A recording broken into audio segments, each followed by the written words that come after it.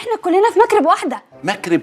يا دي اللغه اللي انتوا بوظتوها، ويا دي المركب اللي انتوا كلكم ماسكين لي فيها دي. سيبك منهم بقى يا زيزو وتعالى الحق الاكل وهو سخن. فعلا.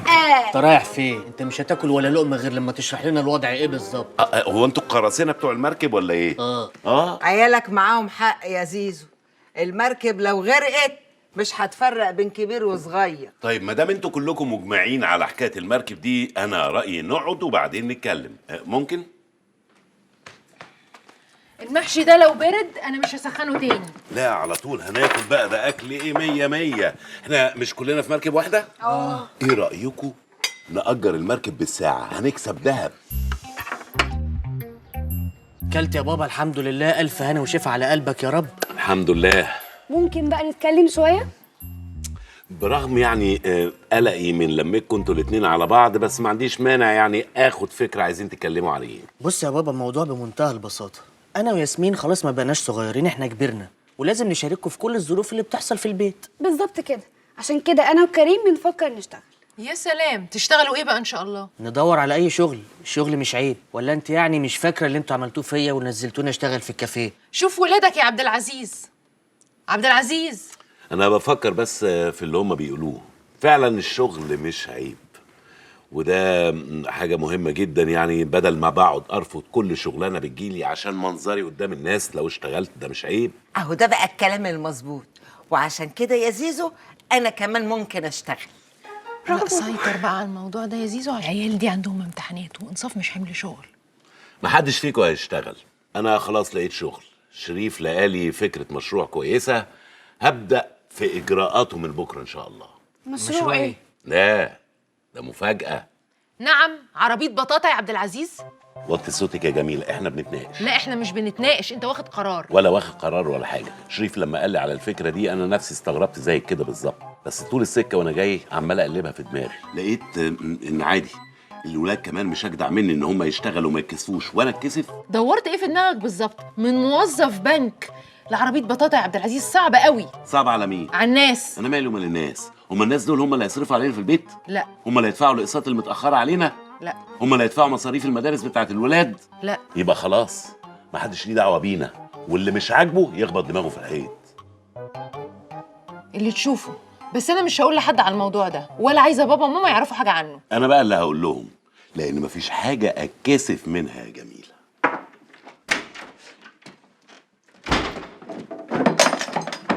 يخرب بيتك خضتيني. اجل بقى الخضه اللي هقوله لك. ايه؟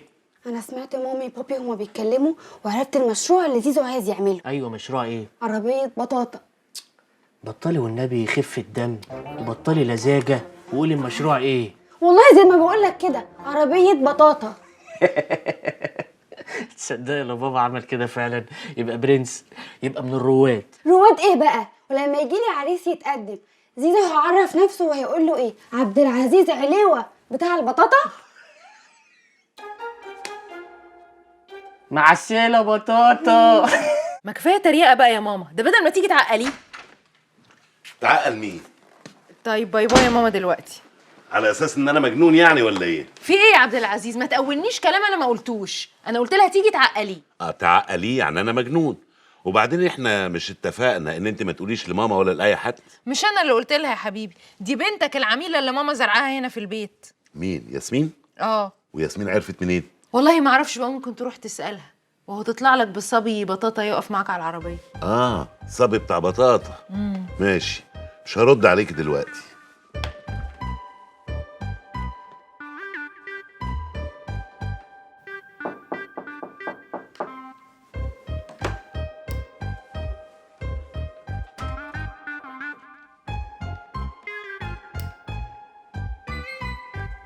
يا سلام، ملاك نايم في سريره، ده ايه الحلاوه دي؟ ياسمين انا عارف ان انت صاحي. انت بتكلمني يا زيزو؟ معلش، اصل انا راحت عليا نومه. فعلا راحت عليكي نومه. يبقى اكيد بقى حد سرق الاكاونت بتاعك اهو، وكاتب على الفيسبوك: لم امر بظروف عسيبه مثل تلك من قبل. واضح برضو ان الفلوس اللي احنا صرفناها عليكي في التعليم دي كانت فلوس حرام. ليه بس يا زيزو؟ لان الظروف بالظه مش بالزال، وعصيبه بالصاد. مش بالسين، ومن قبل قاف، قبل بالقاف مش بالكاف. طب ما هم بقى الناس عاملين لي اهو لايكات وكومنتات، معناها ان هم فاهمين انا قلت ايه. ايوه بس دول ناس فشلة زيك، بدليل في واحدة كاتبالك كلبي عندك. كلبها ايه اللي عندك؟ انا ما شفتش اي كلاب ولا سمعت اي هوهوه يعني. هي كاتباها بالفرانكو، والفرانكو ما فيهوش قاف، فاحنا بنكتبها بالكاف. وايه هي بقى الظروف العسيبة اللي لم تمر بها من قبل؟ انت عارف موضوع الشغل. ايوه، ما توصلش لعربيه بطاطا. لا هي مش عربية بطاطا بالمعنى المعروف يعني، هي عربية متزوقة ومتوضبة وبنبيع فيها بطاطا زي بولات الايس كريم كده، هو عليها نوتيلا يعني، مش شبه عربية البطاطا اللي هي بتطلع دخان دي وبنعمل لها خشب وكده. يا زيزو ما هو الموضوع مش كده يعني. لا انا ما خلصتش كلامي.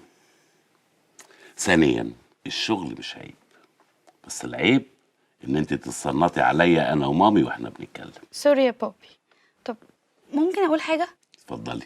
انا ما عنديش مشكله في العربيه، انا عندي مشكله في البطاطا نفسها حتى لو كانت بنوتيلا. انا عندي فكره احلى. قولي لي عليها. نفتح عربيه سوشي. سوشي.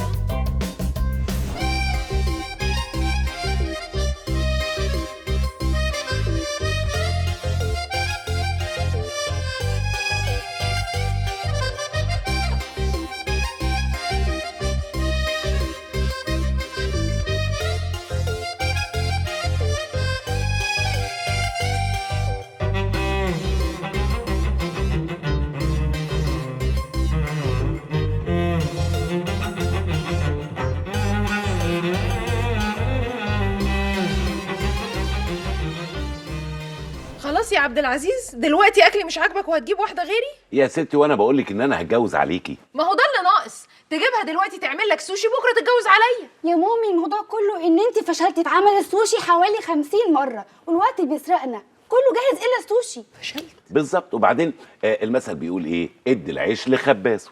احنا هنديه لخبازه. السوشي دي اساسا اكله يابانيه. هل انت يا جميله يابانيه؟ لا. طيب انت يا ياسمين عينيكي ضيقه؟ كلا. طيب خلاص يا جماعه، يبقى احنا نستنى كريم اما يشوف بقى الاكل اللي هيجيبه من عند الست اليابانيه دي، لو لقيناه كويس هنتكل على الله.